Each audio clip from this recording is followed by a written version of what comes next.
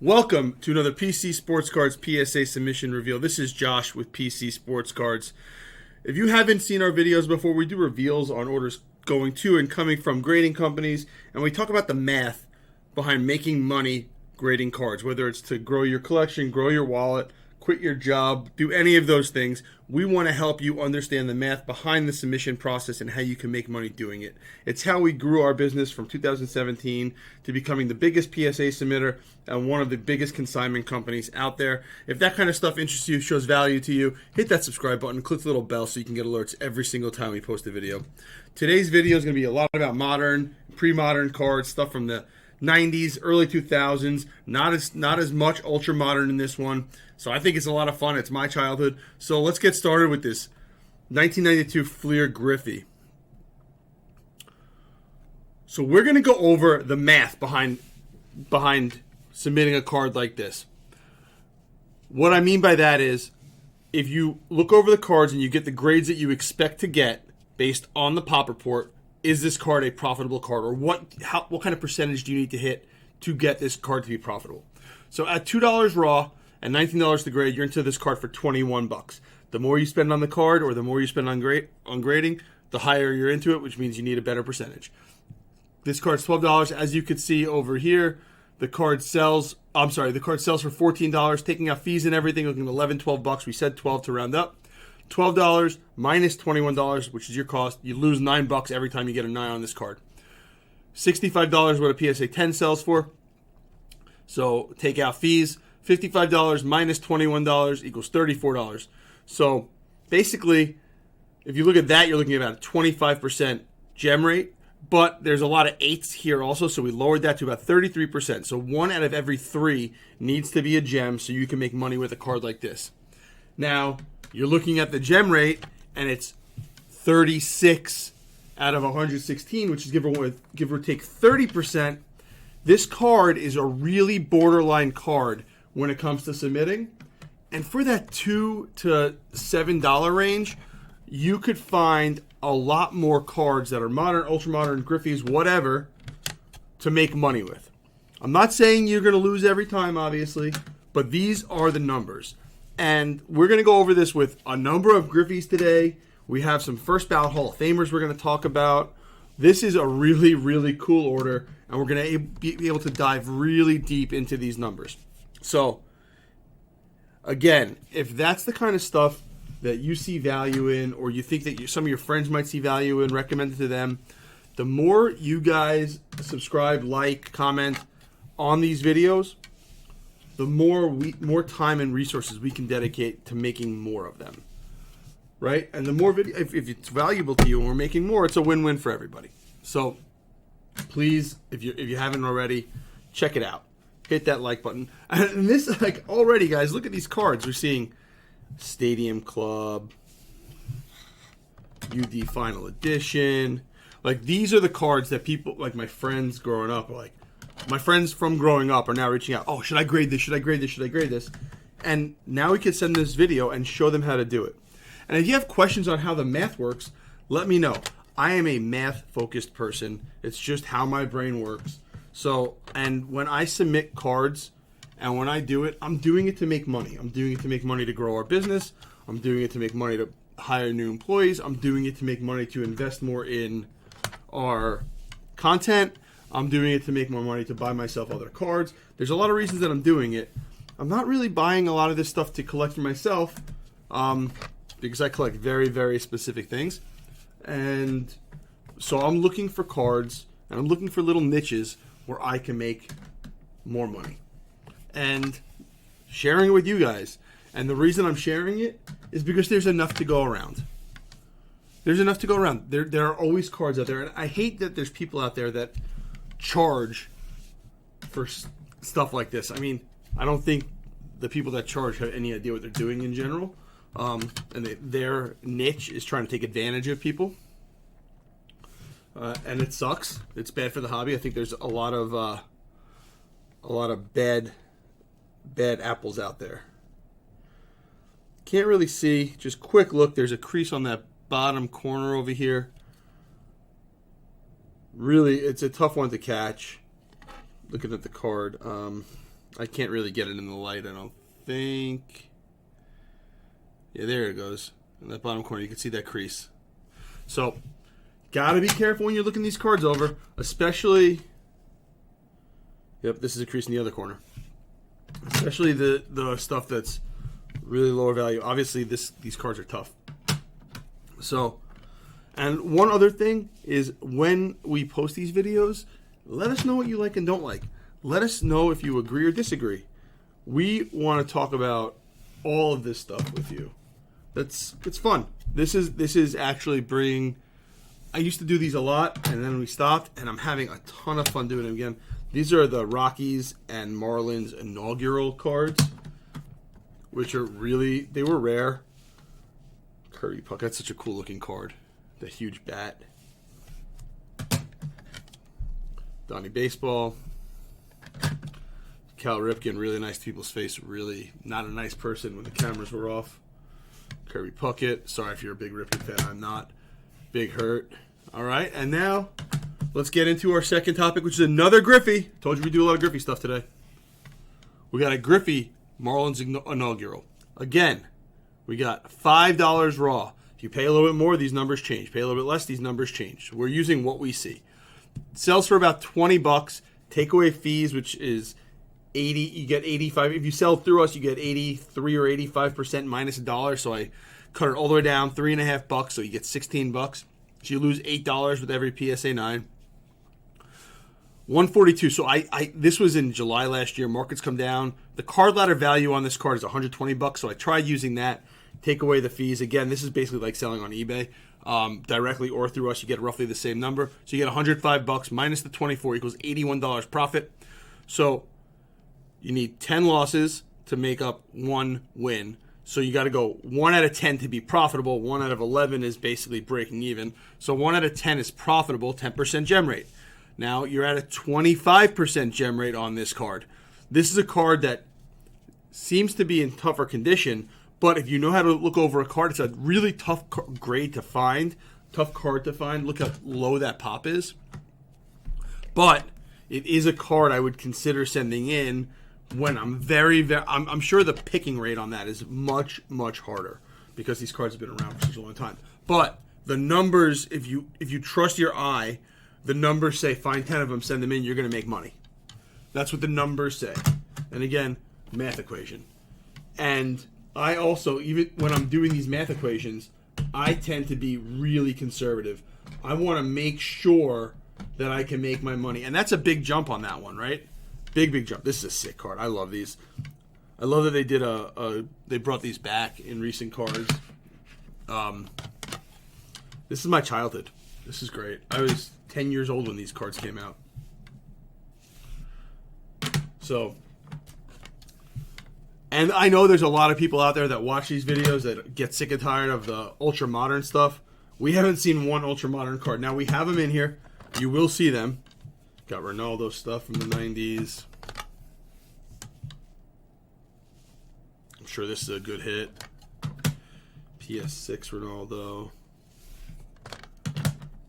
PS7 Ronaldo. Let's see if we can see what... We see the white on the corners down here and the edges. And then these corners are all, every single corner has a touch on it. You see a little white.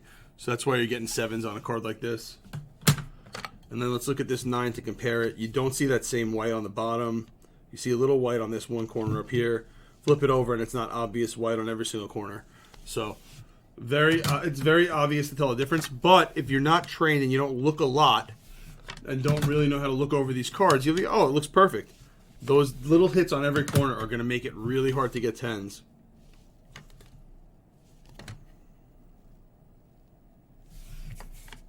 Now, I don't know what these are. I've literally never seen a question of sport cards before. So there might be market here. If you are going through this video and watching and you're like, oh, I've never seen those either, look it up. 2002 question of sport.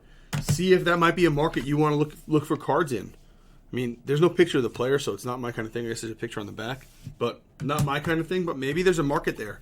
Even if it's not your kind of thing, there is a potential that there's a market there. Lots of soccer mixed in. So I hope everybody had a good weekend.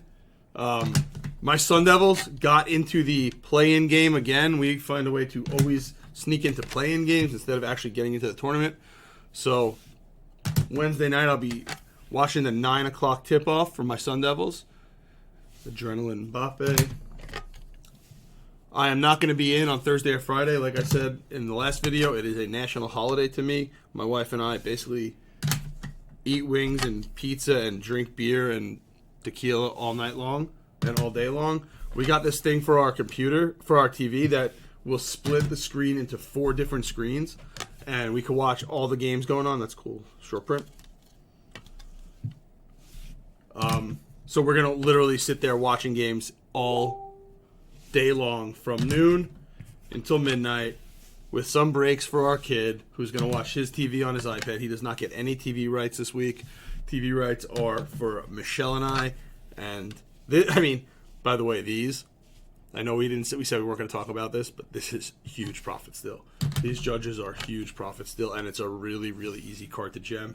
And we're seeing them out in the wild, still coming back as gems. This is sick. Stardate 97, still gems out in the wild that you could pick up. That's awesome to see. I should have done this card. 3 for 3. That's crazy. And now we got some more Griff. And we got our third Griffey that we're going to talk about today. We got the UD Ionics Griffey. And I might have these at home. Or I might send them for grading. So, again, $2 or $3 raw. Said $3 raw. $10 for a PSA 9. $50-ish for a PSA 10.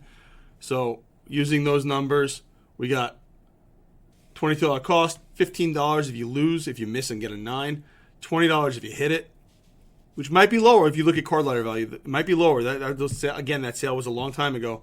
But you're looking at least a 43% gem rate, and we're looking at a 66% gem rate for this card. So if you know what you're doing, this is a card you might consider sending in. 50-50 makes money. Not a lot, but it makes money. Guys, if you can make money on every set of cards you send in, and so this is a key takeaway, I think. Remember, people like Griffey, right? So we'll say rule number 1, which we say in every video. Rule number 1 about grading cards for profit is finding cards that somebody else will pay a premium for. I will say that in every single video because this might be somebody's first time watching one of our videos, and I want to make sure that point comes across. When you're grading to make money, it doesn't matter if you like the card graded or not. It matters if somebody else will pay you a premium for a high grade on that card. Whether it's modern, ultra modern, vintage, it doesn't matter. Will somebody else pay a premium for that card graded for whatever reason? Some people want to put a PSA 10 set together. Some people want to win a set registry, and that card's the first one, or there's very few of them low pop cards that are graded. Will somebody else pay you that premium? Right? That is the first and foremost rule when you're grading cards to make money. Now, Griffey, people will pay a premium for Griffey. No question about it. People will always pay a premium for Griffey. It's a great card to grade. This submission is absolutely amazing. Every single card so far has been somebody that somebody will definitely be willing to pay a premium for. Now, you need to know how to look over the cards, figure out how you can make money with them. Obviously, the centering in this update royal blue, is this numbered? Not numbered, so this is like a retail color. We see the white on the corner again. We see the centering. We see the white on that corner down there without looking through the card. I mean, PSA 8, not really good. So, but I haven't run a... Now, the other thing is, if you're watching this video and you're getting mad, because some people get mad at me for some reason about talking about making money, if you're grading to collect for yourself and you want to grade cards you pulled and that's what your PC is, awesome. $19 is a great price for that. I'm not hating on that at all. Zero hate on that at all. That looks sharp in the front.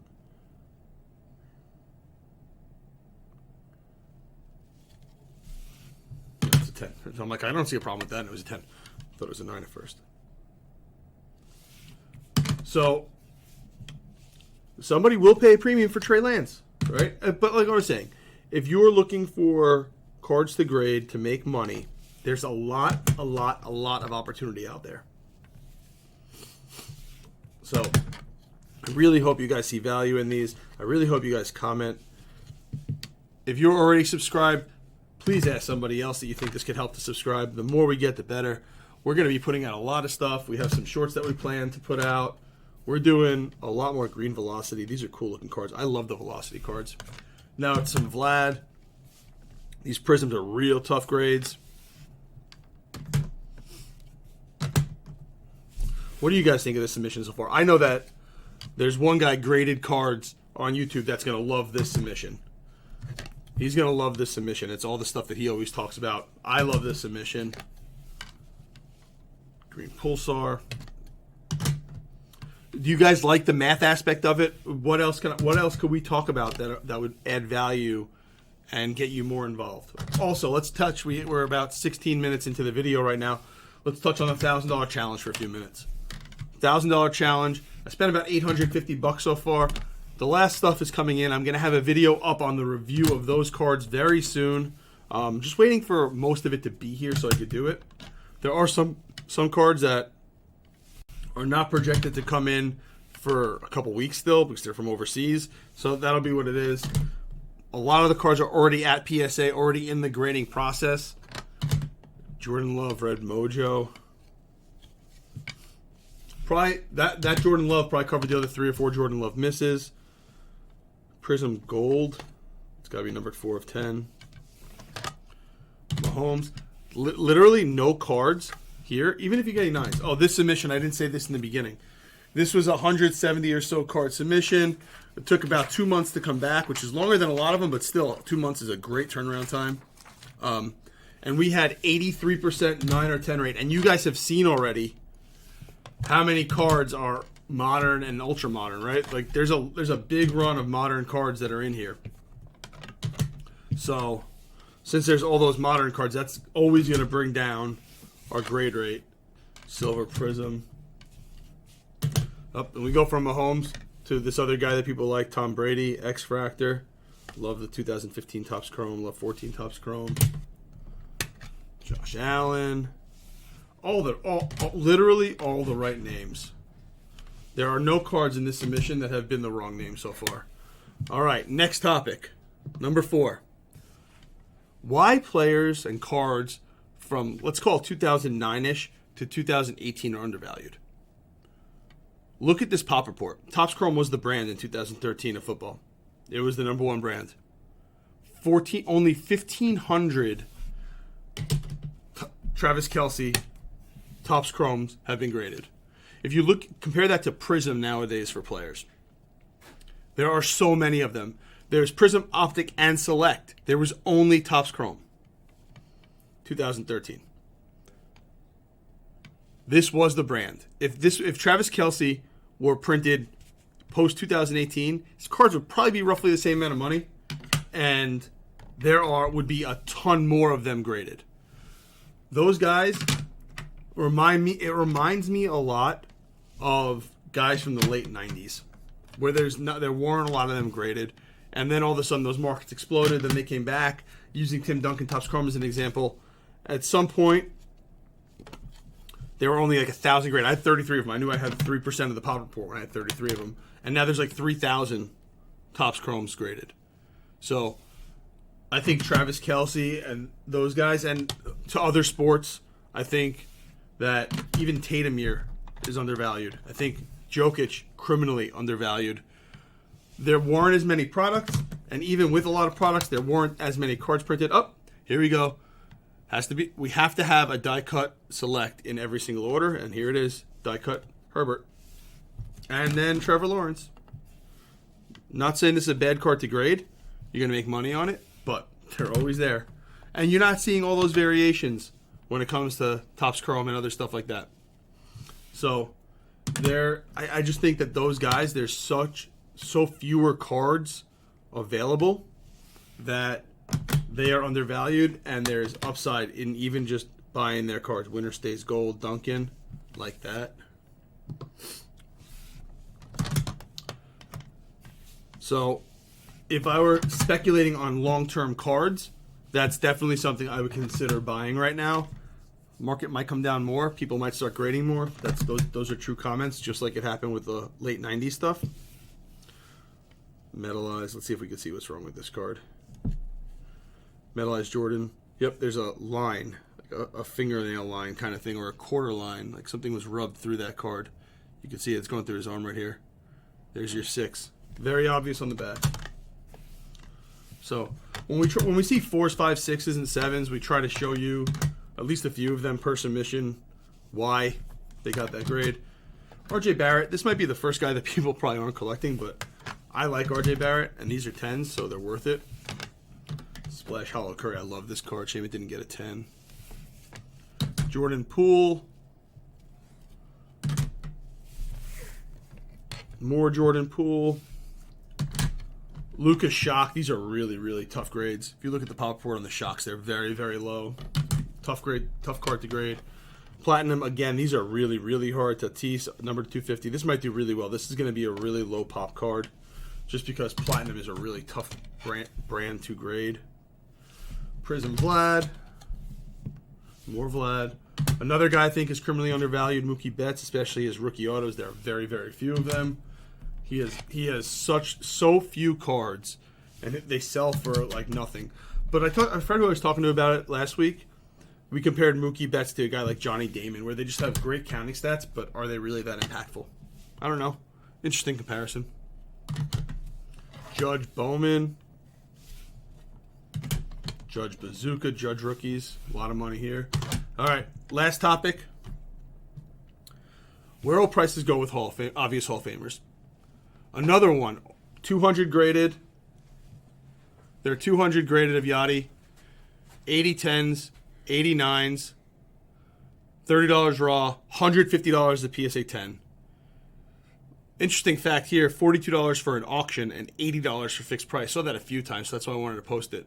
So to me, this is a card that you don't auction when you get back if you don't get your 10, and you can still make money with either a 9 or a 10.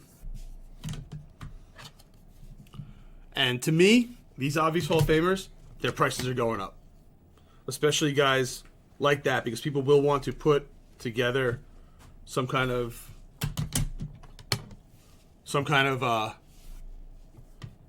PSA registry. So when they put up their PSA registry, they're going to go up. They might go down before the they might